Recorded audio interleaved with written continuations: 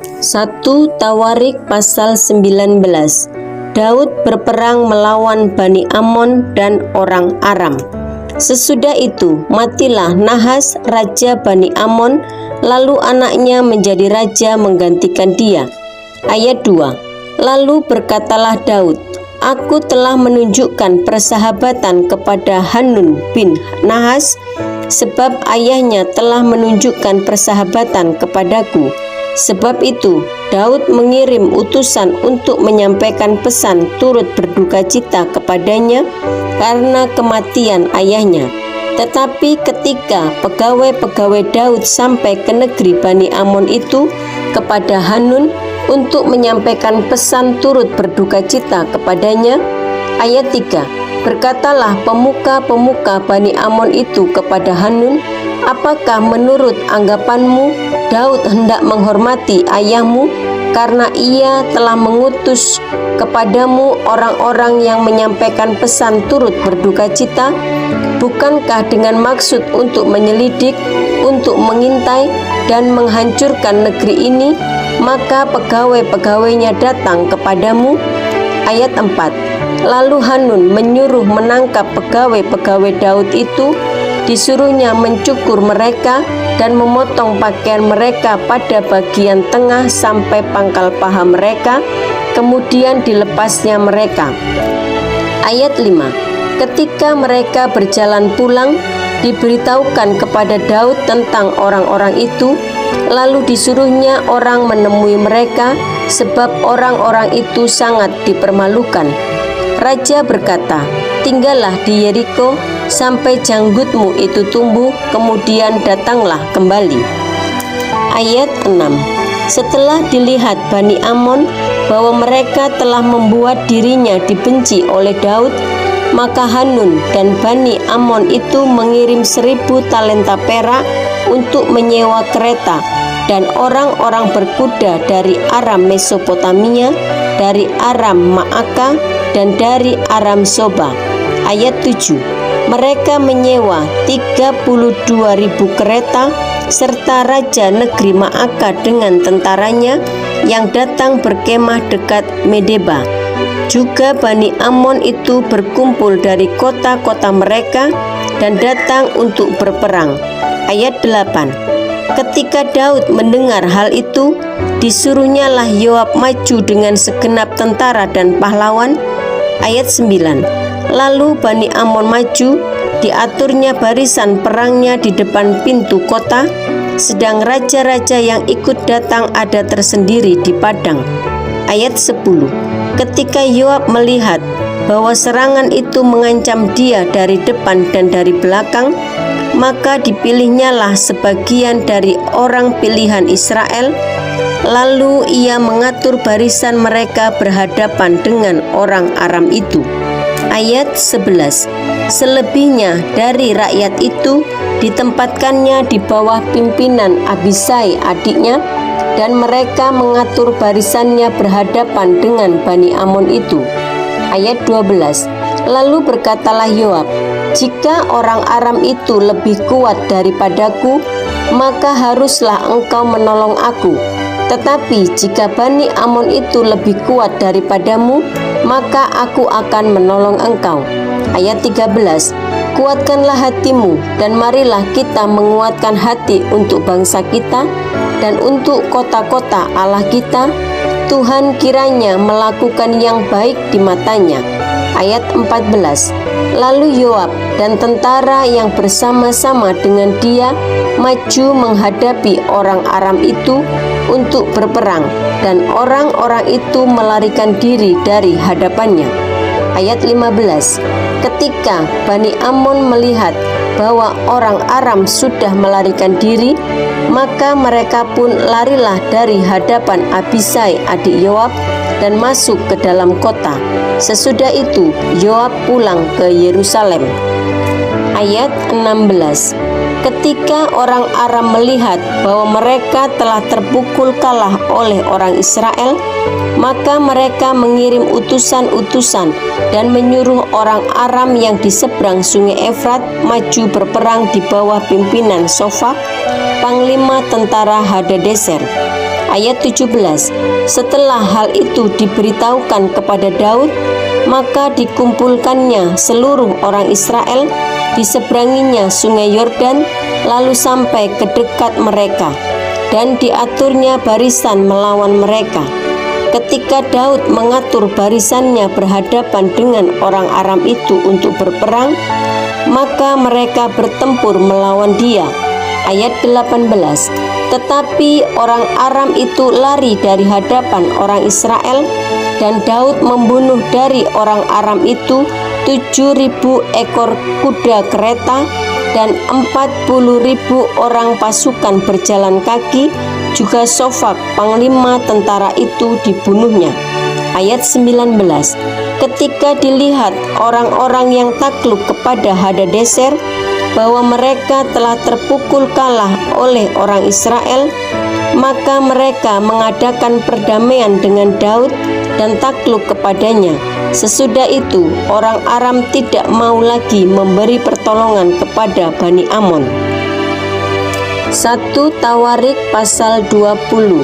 Perang melawan Bani Amon berakhir. Pada pergantian tahun, pada waktu raja-raja biasanya maju berperang, maka Yoab membawa keluar bala tentaranya, lalu ia memusnahkan negeri Bani Amon. Kemudian ia maju dan mengepung kota Raba, sedang Daud sendiri tinggal di Yerusalem. Yoab memukul kalah Raba dan meruntuhkannya. Ayat 2. Sesudah itu Daud mengambil mahkota dari kepala raja mereka, beratnya ternyata setalenta emas. Bertahtakan sebuah batu permata yang mahal, dan itu dikenakan kepada Daud. Juga diangkutnya banyak sekali jarahan dari kota itu. Ayat 3. Penduduk kota itu diangkutnya dan dipaksanya bekerja dengan gergaji, penggerek besi dan kapak. Demikianlah juga diperlakukan Daud segala kota Bani Amon. Sesudah itu pulanglah Daud dengan seluruh tentara ke Yerusalem. Peperangan melawan orang Filistin. Sesudah itu timbullah pertempuran melawan orang Filistin di Geser. Pada waktu itu Sibkai orang Husa memukul kalah Sipai, seorang dari keturunan raksasa, dan mereka ditundukkan. Ayat 5. Maka terjadilah lagi pertempuran melawan orang Filistin, lalu Elhanan bin Yair menewaskan Lahmi, saudara Goliat orang Gad itu, yang gagang tombaknya seperti pesa tukang tenun. Ayat 6. Lalu terjadi lagi pertempuran di Gad, dan di sana ada seorang yang tinggi perawakannya, yang tangannya dan kakinya masing-masing berjari 6, 24 seluruhnya. Juga orang ini termasuk keturunan raksasa. Ayat 7. Ia mengolok-olok orang Israel, maka Yonatan anak Simea kakak Daud menewaskannya. Ayat 8. Orang-orang ini termasuk keturunan raksasa di Gad. Mereka tewas oleh tangan Daud dan oleh tangan orang-orangnya. 1 Tawarik pasal 21. Pendaftaran dan hukuman. Iblis bangkit melawan orang Israel, dan ia membujuk Daud untuk menghitung orang Israel.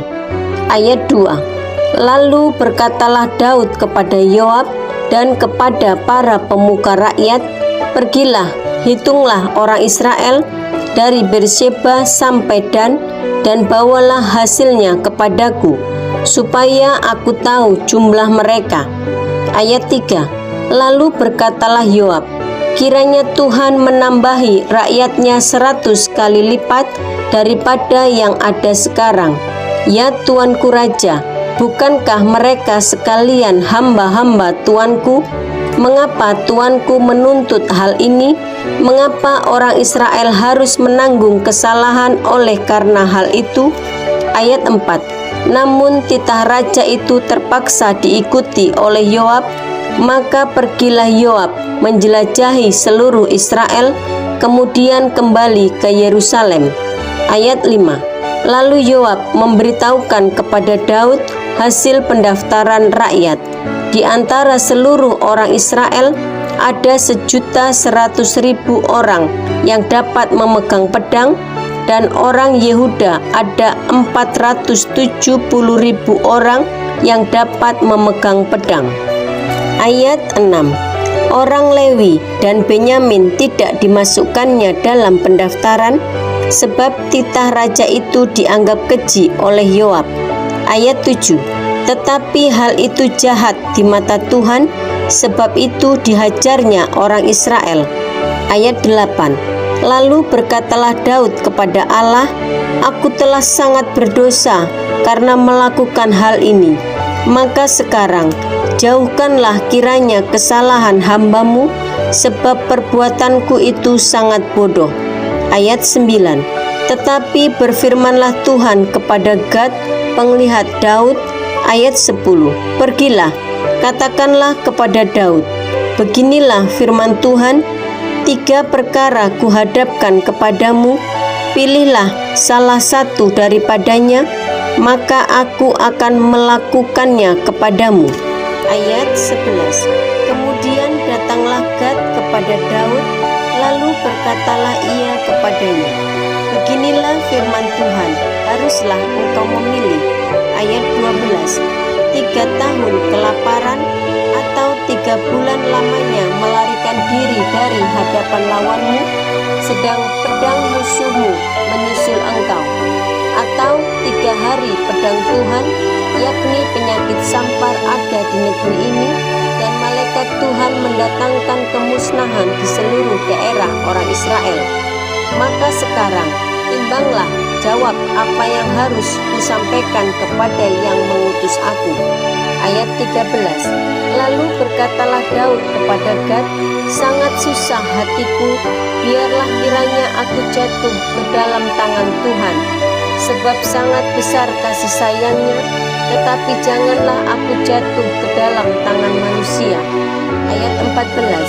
Jadi Tuhan mendatangkan penyakit sampar kepada orang Israel, maka tewaslah dari orang Israel 70.000 orang. Ayat 15.